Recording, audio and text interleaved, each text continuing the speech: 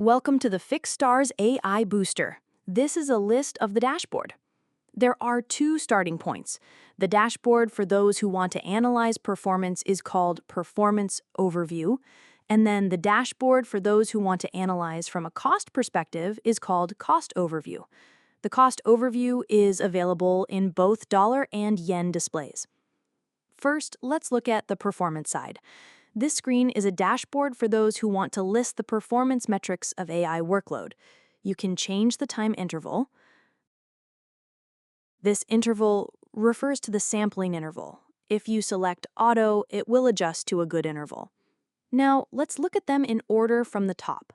First, this shows statistics of the results observed for all computing resources where the AI Booster agent is installed. In other words, for example, if the agent is running on 2 GPU servers, this GPU utilization will be the average utilization of both GPU servers. Next is the utilization of streaming multiprocessors, commonly known as SM, but this is also the average of all nodes. The trend is easier to understand. When you look at the time series trend, you see statistics for each server. For example, in this yellow one, calculation node 118 has been running workload and maintaining a value close to 90%, but this green one, node 116, is barely running. Therefore, the average for the whole is 41%. The same applies to SM activity. Furthermore, by looking at the heat map, you can see more detailed GPU usage. If you overlay the mouse cursor on the heat map, information will appear. Here, node 116 and 118 are equipped with GPUs, each with 8 NVIDIA H100 GPUs. The host information is written below, and you can see that 116 and 118 each have 8 NVIDIA H100 GPUs. On the heat map, you can see a list of the utilization of each of the 8 GPUs on each node during the observation period. For example, NVIDIA 0 among the 8 GPUs seems to have low usage, but the others maintain relatively high values. SM activity is a heat map according to the number of active SMs. It's interesting to see that activity occasionally drops, but on the other hand, NVIDIA 0, the first GPU, has a different workload running, and the activity remains stable. Going down, as I mentioned briefly earlier, there's a host information panel, which lists the monitored host information. Basically, only machines equipped with GPUs are displayed. 2 different types of GPU servers are managed, 2 machines with 8 NVIDIA H100s, and 1 machine with a smaller GPU, a Tesla T4. There are a total of 3 nodes. Actually, the host information table is a hyperlink. Clicking on it will take you to another view where you can see more detailed metrics for each host. However, I'd like to look at that after talking about the whole thing. Furthermore, at the very bottom, there is a job information table. This shows all processes that meet the running conditions on the monitored nodes, which can be paraphrased as a specific AI workload in the case of AI Booster. This may require various settings, for example, what constitutes a job. Currently, either a Python program, Python launched from the user shell, or Python running in a Docker container is recognized as a job, and all processes that meet these conditions running on the monitored nodes are displayed on this table. We'll come back to this later, but you can drill down to see the detailed performance characteristics of each job. First, let's look at the hosts. If you click on this host table, 116 isn't running anything, so let's look at 118. Clicking on 118 shows detailed performance information for host 118 over the past hour. This is GPU utilization, SM activity, and their trends focusing only on this host. In addition, you can see CPU utilization, memory bandwidth, cache hit miss, L2 and L3 status, and interconnect status, which were not available in the overview. Since the current workload is a learning task running on one node, the interconnect is not being used. There is also storage status with read and write information. Finally, there's a flame graph, which shows statistical information on where the CPU time is being spent on this node over the past hour. Currently, a GPT learning task is running, and you can see how the time is consumed by the functions executed from Python 3.10.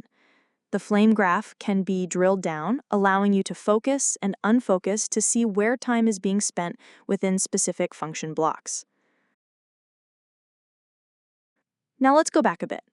The previous one was information related to the host, but next let's look at the job table. There's a job called train running a Python script, so let's focus on that. Clicking on this will focus on the interval where this job is running. It's been running for almost 2 days and is currently executing. You can see the status of the metrics for the past 2 days. You can also see the GPU status, and the CPU is loading data, but the CPU status during this interval. Ignoring the roughness for now, you can see the CPU usage for one of the jobs over the past 2 days as a pie chart. In fact, there are multiple similar jobs running. This GPT task is executed in a multi-process manner, and since this host has 8 GPUs, 8 processes are running simultaneously. Looking at this, you can see 1, 2, 3, 4, 5, 6, 7, 8. These 8 Python 3.10 processes, and this node has been used for the GPT training task for the past 2 days. Previously, it was a flame graph for the entire node, but the profile for this job detail focuses on the execution status of this process. Next, let's look at how to take a detailed GPU profile of the AI workload running on the monitor GPU hosts. Among the displayed hosts, H116 has no workload running, so I'd like to log into H116 and run a job. I'm logged in now. I moved to the demo app directory and started the program. I actually executed a job to train ResNet. It's starting to run. In this state, if you return to the dashboard and refresh the job information, a new job in running status should appear. This is the job I just started running. Clicking on this job information, it's only been 5 seconds, so the job status hasn't been updated yet. Let's go back and refresh it again. Yes, this is the status of the job that just started running. Some information hasn't been updated yet. Let's take a detailed GPU profile of this job. The flame graph only shows the CPU load, and you can't see which GPU compute kernels are actually being called. AIBooster has a tracing function to view GPU kernel details, and using that, you can see the situation on this dashboard. Please press the Detailed Profiling Launch button on the right, and a separate window will open. The Performance Detailed Profiling tab will open. Here, if it says Ready, it means it's ready to attach and take information from outside. There are several options. Now let's select the option to take all the information. Then there are 2 options, Trace and Attach. Trace takes information for a specified period, while Attach continuously takes information while attached. This time, let's try Trace. Pressing the Trace button will display the information as running. It will take some time for 5 iterations to complete. But yes, it's done. When the data is taken, the trace information for that process will be displayed below. Pressing the Analyze button analyzes the trace data and displays the statistical information of which GPU kernels were in what state. A clear example is here, which GPU kernels were dominant during the observation period, that is, during the 5 iterations, and how much time was spent on each. This kind of information is displayed as statistics. Information about the status of each kernel, for example, how long each kernel took to execute, is available. Also, since we are not communicating this time, there is no data for communication. But if you were using GPU node communication via the interconnect, you could also see statistical information about that.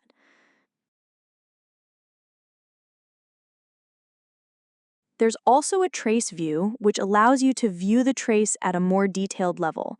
The front end is not Grafana, but a different visualization tool for viewing traces called Perfetto. Pressing View will download the trace file. You can open the file on the Perfetto page and view the trace details. This is exactly the same as displaying the results taken with PyTorch Profiler. You can see in detail how and when kernel calls and module calls were made along the timeline. Perfetto basically runs on the browser, so no data is sent to external servers. With that, you can see the inside of the GPU, focus on the specific situation of a job, and get data to help with performance analysis.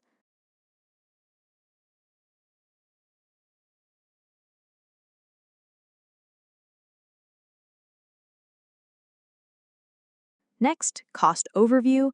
Let's explain the dashboard for cost perspective. First, the starting point is cost overview. Looking at this, you'll first see three numbers at the top. Regarding total cost, this shows the money spent on this GPU node during this time, the past 6 hours. As a prerequisite, the information regarding cost needs to either set the default rate in the price box at the top or register the information in the database in the method described in our documentation. Looking at this now, it seems to cost about 40,000 yen in 6 hours. Total cost is the total cost during the target period. Next is idle cost, which is the cost of time when the GPU was not used during the target period, that is, how much money was wasted by not using the expensive GPU. Just now, there are 3 nodes, and the cost is dominated by these 2 H100 nodes. The third node has only 2 Tesla T4 GPUs, so the cost is negligible. Half of it is not using the GPU at all. The third is boost bonus, which is the amount of performance improvement by AIBooster converted into virtual money. In other words, you are able to process more, worth about 6,000 yen. In the cost overview, information about running jobs is displayed. You can drill down on the job, and clicking on the job table will show you how much money was spent on that job. Clicking on the job shows that it ran for about 11 minutes and how much money was spent during that time. How much money was spent when the GPU was not being used, and how much was the boost bonus. You can also see the process load for the corresponding process, so you can understand where the money was spent in this cost structure job.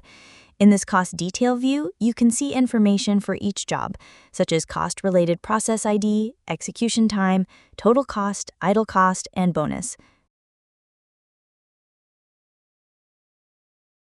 Thank you for listening.